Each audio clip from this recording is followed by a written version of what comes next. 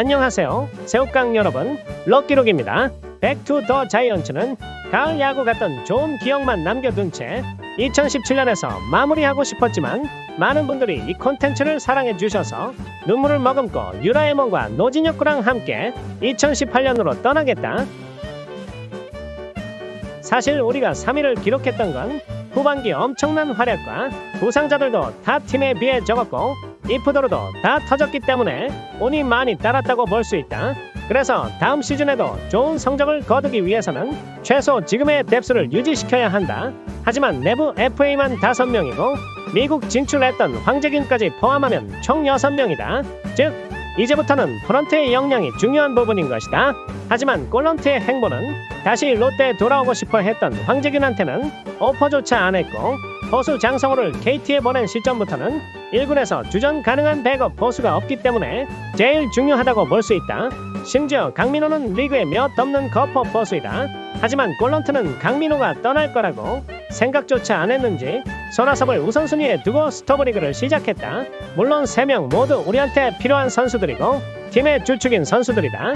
하지만 당시 FA 시장에는 정상급 외야수 김현수와 민병헌이 있었기 때문에 손아섭을 최우선으로 둘 필요까지는 없었고 황재균 역시 타격은 손아섭한테 밀리더라도 롯데 내야 수비 생각하면 더 위라고 평가할 수도 있다. 그래서 선수 네임들을 떠나 팀의 필요 순위 가지고만 평가했을 때 강민호, 황재균, 이꼬르, 손아섭 순서가 맞다. 하지만 꼴런트는 저 3명도 아닌 문규현과 가장 먼저 협상을 마치면서 세상을 놀라게 만들었다. 그리고 5일 후 황재균이 KT로 이적했다는 기사가 나왔고 롯봉이들도 이건 어쩔 수 없었다 생각하며 아쉽지만 받아들였다. 보상 선수로 2m 장신의 투수 조무근을 지명했다. 최근 2시즌 부진했었고 나이도 꽉 찬 미필 선수라서 다들 이게 맞나 했는데 이윤원 단장은 뽑을 만한 선수가 없어서 어쩔 수 없었다고 징징거렸다. 그리고 8일 후 강민호가 삼성으로 이적했다는 충격적인 기사가 나왔다. 아직도 이날 기억이 생생한데 나는 이 소식을 학교에서 접했고 너무 놀란 나머지 순간 영혼이 가출했다. 그리고 주변에 있던 기아팬 친구들도 처음에는 이거 진짜 맞냐고 의심했지만 진짜인 거 알게 된 순간 내 앞에서 삼성에 간 민호를 부르기 시작했다. 하지만 아무 타격이 없었다. 왜냐면 충격이 너무 커서 주변 소리가 들리지 않았다. 그렇게 정신이 좀 들었을 때 주변에 관객들이 많이 모여 있었고 뭐라도 해야 할 것 같아서 창문 앞으로 뛰어가 민호야를 외치며 울었다. 암튼 21세기 국내 야구판에서 가장 충격적이었던 이적 소식이 아닐까 싶다. 다음날 2차 드래프트가 열렸고 두산에서 사이드암 투수 오연택, 기아에서 좌투수 고효준, LG에서 외야수 작백 이병규를 영입했고 조현우, 문동우, 김지수가 KT와 하나로 이적했다. 여기에 억삼이형 강용식, 박팡야, 박종윤, 이재권, 김민아, 김주현이 방출됐다.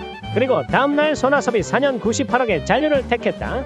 근데 손아섭의 계약도 꼴런트가 무능함에 끝을 보여줬다. 왜냐면 LG와 계약 직전까지 갔었다고 한다. 만약 손아섭마저 놓쳤으면 사직은 진짜 불바다됐다. 그리고 다음날 강민호의 보상 선수로 포수 나원탁을 지명했다. 그렇게 전설의 듀오 나나랜드가 결성되었다. 그러나 이미 강민호는 떠나버렸고 롯봉이들이 할 수 있는 건 나나랜드를 믿는 것뿐이었다. 나도 이때 추한 거 알지만 친구들이 놀릴 때마다 나나랜드 있다고 정신 승리했었다. 그리고 다음날 두산의 민병헌을 4년 80억에 영입했다는 기사가 떴다. 이미 커뮤니티에서 민병헌이 부산의 아파트 계약을 했다는 썰들이 돌기 시작하면서 다들 예상했었다. 하지만 강민호의 이적 충격이 너무 커서 누가 봐도 팬심 회복용으로 보였고 둘 다 같은 80억인데 당시 주전 좌익수도 없긴 했지만 어찌어찌 굴릴 수는 있었던 반면 포수는 대체 불가 포지션이었다. 그리고 WAR 기준으로 60억 유한준과 67억 이용규보다 낮았기 때문에 오버페이 아니냐는 소리도 나왔다.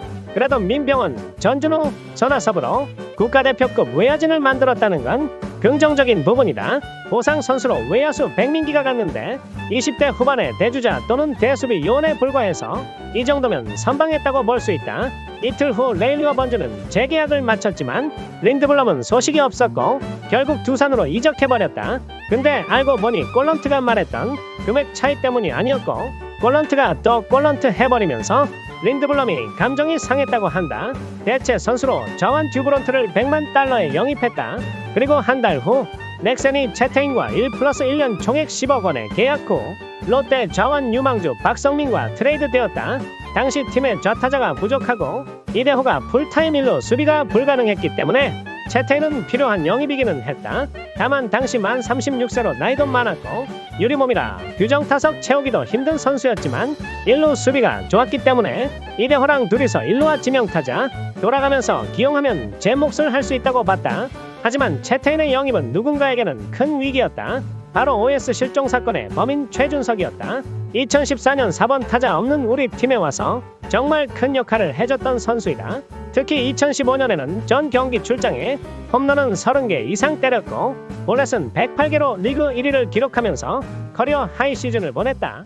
하지만 2016년 급격하게 기량이 떨어졌고 2017년에는 본인과 똑같은 스타일의 선수이자 팀의 간판 스타인 이대호가 롯데에 복귀했지만 지명타자 자리가 비었기 때문에 주전 자리는 문제없었다. 하지만 본인이 커리어 하이였던 1호 시즌 폼을 되찾지 못했고 팬들이 우려했던 이대호와 최준석을 동시 기용하면 발생하는 속 터지는 주루 플레이와 병살 때문에 롯데 입장에서는 굳이 잔류시킬 이유가 없었다. 그리고 본인보다 실력 좋고 팀의 간판 스타인 선수들과 같은 해 FA 시장에 나오면서 당연히 그들한테 밀릴 수밖에 없었다. 결국 FA 시장 오픈 95일째 롯데가 1년 5,500만원의 계약 후 보상금과 보상 선수 없이 무상으로 NC로 보내줬다. 근데 이 정도면 꼴런트가 최대한 호의를 베푼 것이라고 본다. 물론 선수 입장에서는 섭섭할 수도 있겠지만 FA는 미래의 가치가 우선이기 때문에 더 이상 가치가 없다고 판단된 선수는 같이 동행할 수 없는 게 프로의 세계이다. 13일 후 이우민이 현역 은퇴를 결정하면서 스토브리그가 막을 내렸다. 사실 18 시즌은 스토브리그가 메인이었다. 좋은 성적을 거두기 위해서는 선수와 감코진의 능력도 중요하지만 프런트의 일 처리 역시 굉장히 중요하다는 걸 알 수 있었다. 그렇게 2018 시즌이 시작됐는데 개막하자마자 7연패를 꼬라박더니 2주 동안 2승 12패를 기록하면서 다른 의미로 폼이 미쳤었다. 하지만 삼성과 NC 역시 미친 폼으로 우리 옆을 떠나지 않으면서 시즌 시작 한 달 만에 10위를 탈출했다.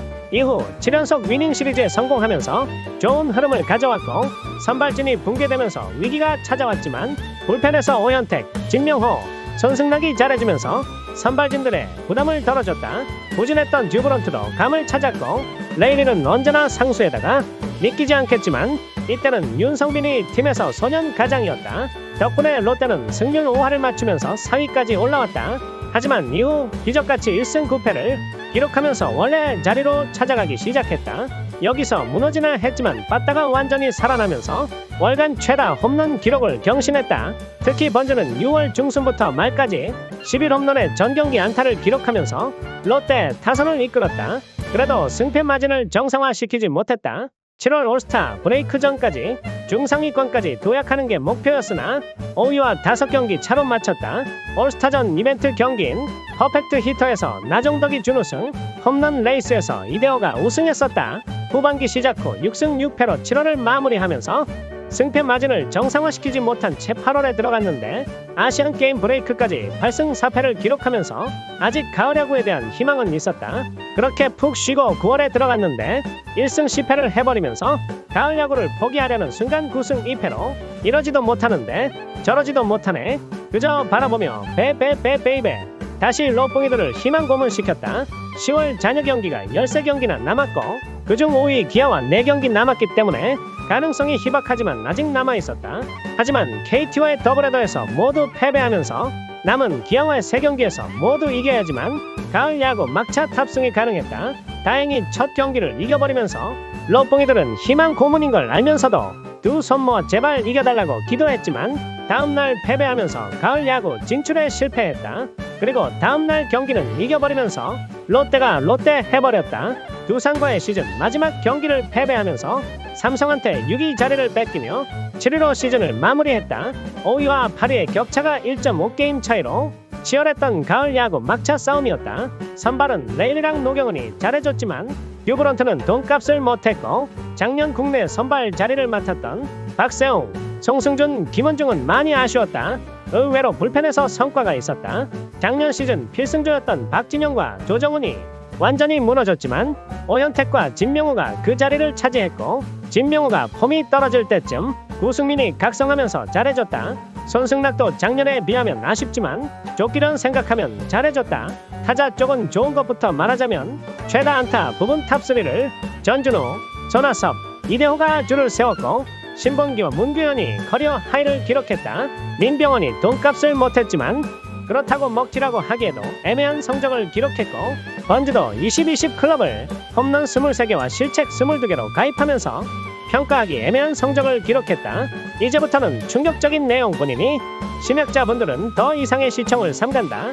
라나랜드 드립이 공상과학 소설에 가깝다는 것을 알면서도 이렇게라도 하지 않으면 강민호를 잊지 못할 것 같아 정신승리했었는데 결과는 대충 예상했지만 상상 그 이상이었다. 나종덕은 200타석 이상 기준 역대 최악의 타자가 되었고 나원탁은 프로 수준의 수비가 맞나 싶을 정도라서 2군에 수납당했고 그 틈을 타 김사원이 1군에 올라왔다. 역시나 그 특유의 촐싹대는 미트질은 리그 최악의 수비를 선보였지만 더 이상 쓸만한 포수가 없어서 울면서 겨자랑 고추냉이를 강제로 먹다가 안중열이 복귀하면서 2군으로 내려갔다. 후반기에 팀에 합류하여 좋은 모습을 보여줬으나 다른 포수들의 미친 퍼포먼스로 리그에서 유일하게 아니 KBO 리그 창설 이래 최초 아니 세계 프로야구 역사상 최초로 포수 타석에서 우르크 음수를 기록하는 거 아니냐 말이 나올 정도로 심각했지만 다행히 양수로 마무리했다. 근데 NC 너희는 무슨 일이 있었길래 우리 미친 거냐? 강민호 공백을 예상했지만 이렇게 처참하게 망가지는 모습 보니 저런 포수들 데리고 한 게임 차이로 5등 못한 조원우가 재평가되나 싶었지만 초보 감독의 조급함은 여전했다. 투수 쪽도 어디 하나 구멍 나면 잘하고 있던 선수를 거기에 투입시켰다가 좋았던 폼 다 망가지게 만들고 야수 쪽도 황재균이 떠난 이후로 3루가 심각했었는데 처음에는 신인 한동희를 쓰다가 부진한이 2군으로 내리고 돌림판 하다가 이것도 실패하니 군 전역한 전병우까지 쓰면서 시즌 막판에 3루 문제를 해결했다. 결국 그의 조급함이 잘하고 있던 신봉기의 장점이었던 수비도 망가뜨렸다. 그리고 강한 2번 타자 문규현 짤을 만들어냈다. 앞서 좋은 소식에서 문규현 커리어 하이를 언급했었는데 사실 이것도 본인 기준에서 커리어 하이지 리그 전체 유격수로 봤을 때는 한숨만 나온다.